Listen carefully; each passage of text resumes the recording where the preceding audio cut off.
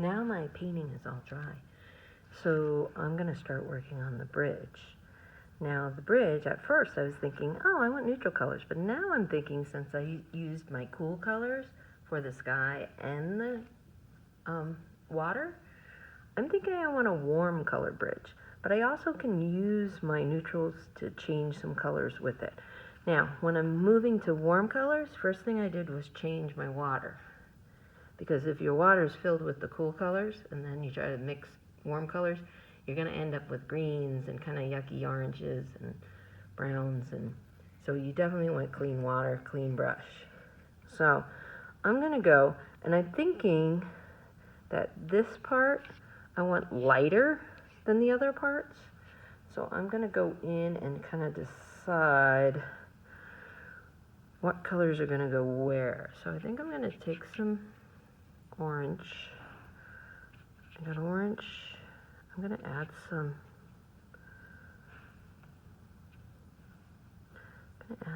Yellow to that. My yellow got some green in it at some point, so I need to make sure that gets out of there, or it's not going to be good. Okay, I'm going to add some yellow into that. Now, remember, if you want a lighter color, you want to add water. If you want a cooler color, you want to add more paint and less water. Or not cooler color, but a darker, deeper color. So when I did my water, I had very little water in my paint and mostly paint. And if you put some water into your watercolor and let it soften up, you'll get a more intense color as well. So I'm going to take this light orange and go in this space and this space. And then I'm just going to be using those cool or warm colors in different combinations to create my bridge. So having some contrast between really light colors and darker colors also makes it more interesting.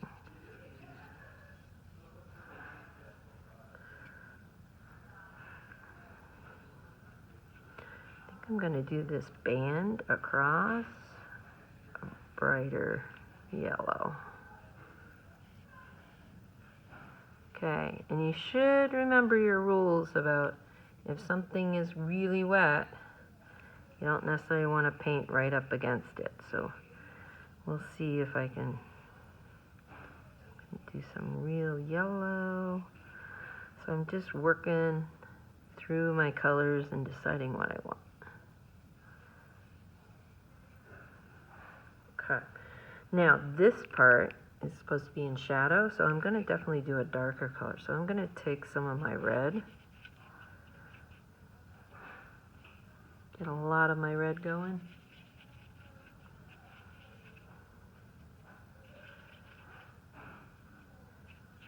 See, I just add a little bit of water, and I'm just trying to dissolve the red a little bit more so I can get that brighter red and not end up with a pink. If you have too much water into things, you're going to end up with very pastel colors, very light colors. Okay, so I want to do this, and then I think I'm going to add just a touch of black into that, and it's going to make this kind of dark red color, and I want that in here in my shadow. Because this is under the bridge, this little spot. So I wanted a much darker color. And I'm going to paint anything that's the same color. You want to get all those spots painted at the same time. Because trying to mix a color that matches sometimes doesn't always work.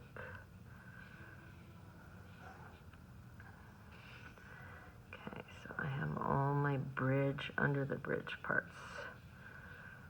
Okay. Now I have this main part of my bridge. I gotta wait on that because these colors will bleed into it if I try to paint that. So I think I might be going with the orangey red in there.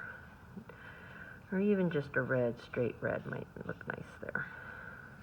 Okay, now my banister here.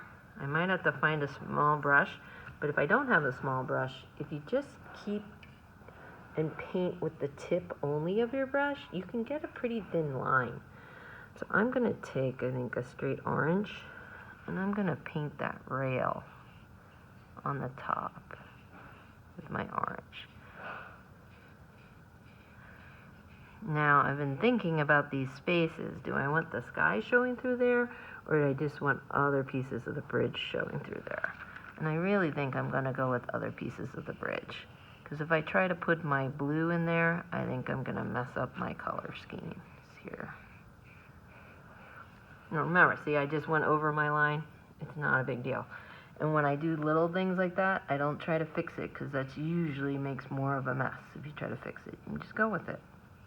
Just say, yep, that's what I wanted. Okay, so I still have, I did the railing with the orange, and I think I like that. And then I think I'm not sure what I'm gonna do in these spaces, but I gotta wait until it dries.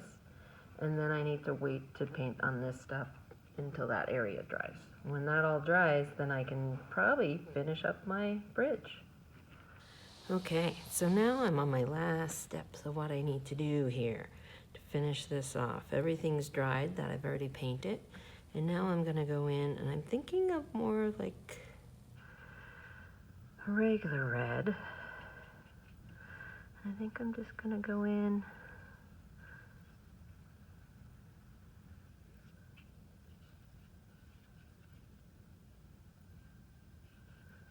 I have to decide if those little squares are going to be something different.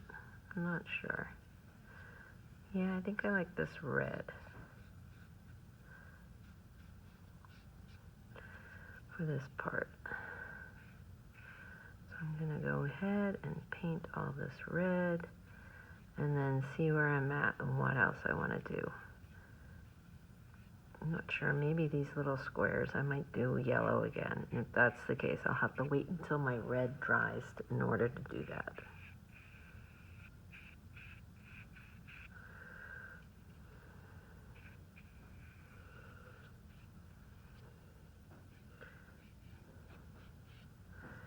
So as you can see, you can't just paint the whole thing at once, or you're going to have a mess on your hands.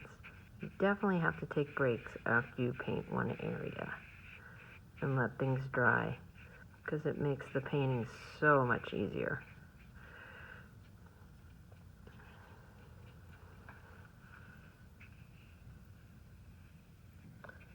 See, and I just dumped into the water a little bit, but it's okay because it's dry, so it's not going to spread all over the place and make a mess out of my painting.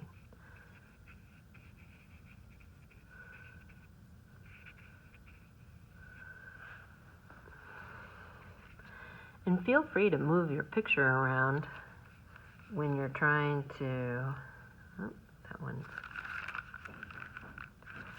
you're trying to get to a spot. You can move around, or your painting can move around. I'm keeping my painting in one spot because that way it's not upside down when you guys are looking at it. But feel free to move yourself or move your painting to get the better angle and paint. Now I'm left-handed, so I'm always watching that I'm not smearing what I just painted with my hand as I paint. So sometimes I'll start on the right side since I'm left-handed and move my way to the right, to the left. You may want to try that and do the opposite if you're right-handed. Okay, now I need to let this dry and then decide my last step. So what I'm going to do here, I'm going to add some orangey red to this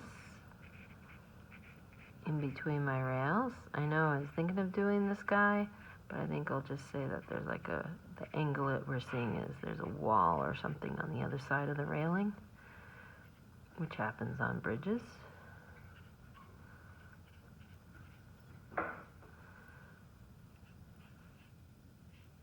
And then I still need to let the main part of the bridge dry before I add in these little squares, which might end up being the same color, maybe a little more yellowy orange. Okay, my last part. I think I've made this little orangey, yellow-orange color. And I'm going to paint these little squares this color. And then I'm going to be done with my bridge.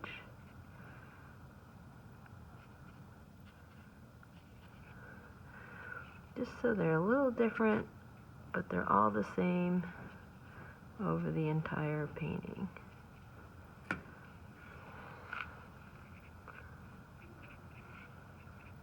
The key to doing watercolors is taking your time and doing it part by part.